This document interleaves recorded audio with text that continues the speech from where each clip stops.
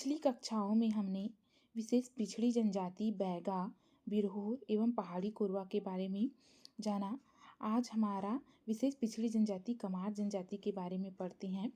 तो कमार जनजाति छत्तीसगढ़ की विशेष पिछड़ी जनजाति है जो मुख्य रूप से राज्य के गरियाबंद, धमतरी और महासमुंद जिलों में निवास करती है। यह समुदाय अपनी सरल जीवन शैली, सांस्कृतिक परंपरा और बाँस शिल्प के लिए प्रसिद्ध है।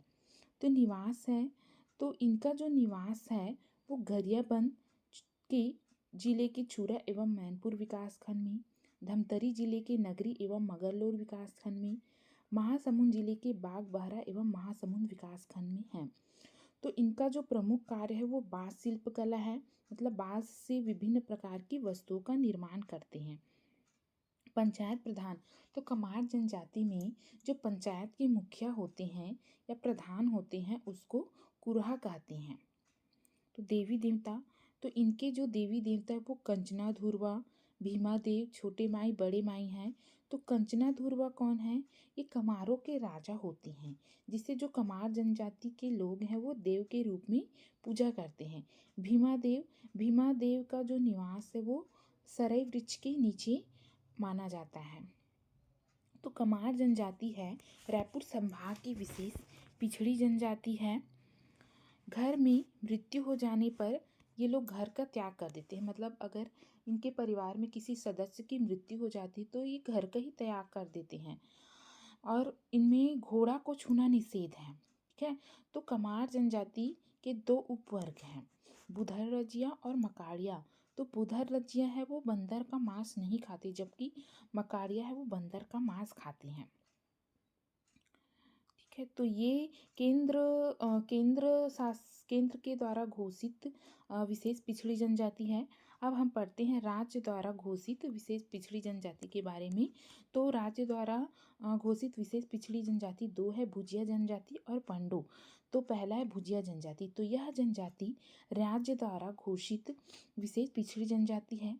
तो राज्य सरकार द्वारा इस जनजाति के लिए विकास के लिए, मतलब भुजिया जनजाति के विकास के लिए भुजिया विकास अभिकरण गरियाबंद में संचालित है, जो क्या करती है, भुजिया जनजाति के जो समुदाय के लोगों हैं तो उनके कल्याण और संरक्षण और उनके अधिकारों के संरक्षण के लिए कार्य करती है। तो निवास स्थान क्या है? यह जनजाति मुख्य रूप से छत्तीसगढ़ के गरियाबंद जिले, विशेषकर बिंद्रानवागढ़ तहसील और उड़ीसा के नुआपुड़ा जिले के जो सोनबेरा पठार है वहाँ इनका निवास स्थान है। तो लाल बंगला, तो रसोई घर, भुजिया जनजाति में रसोई घर की परंपरा है। तो भुजिया जनजाति की जो विशिष्ट पहचान है उनके रसोई घर, जिसे वे लाल बंगला कहते हैं, उनसे है। तो ये जो लाल बंगला है वो क्या होता है? यह लाल मिट्टी से, इस तरह से कुछ ये चित्र में दिखाया गया है, लाल मिट्टी से बनाया जाता है। इस रसोई घर को वो अत्यंत पवित्र मानते हैं, ठीक है। तो परिवार के सदस्यों के अलावा यदि इस घर में, रसोई घर में उनके परिवार के सदस्यों के अलावा कोई और व्यक्ति आ जाते हैं या कोई दूसरे जाति के व्यक्ति इनको छू भी देते हैं तो वो इन्हें तोड़कर दोबारा इनका निर्माण करते हैं,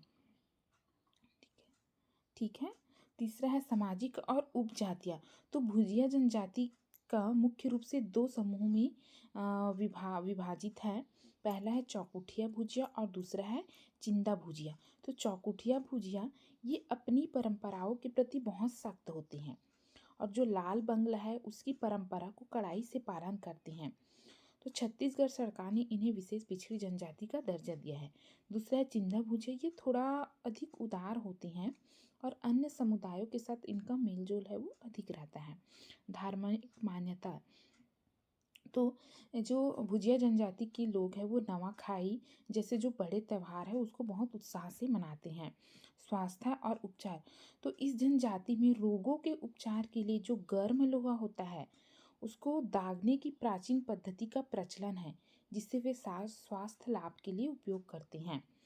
तीसरा है पंडो जनजाति। तो पंडो जनजाति छत्तीसगढ़ की प्रमुख और विशेष पिछड़ी जनजाति है। यह मुख्य रूप से सरगुजा, सूरजपुर और बलरामपुर जिलों में निवास करती है। तो इस जनजाति के बारे में कुछ महत्वपूर्ण बिंदु हैं। पौराणिक मान्यताएं। पंडो जो जनजाति है वो स्वयं को महाभारत के पांडव हैं उनका वंशज मानती है।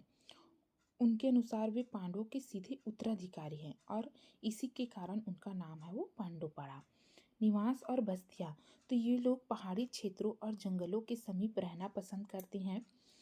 तो इनकी बस्तियों को अक्सर टोला कहा जाता है।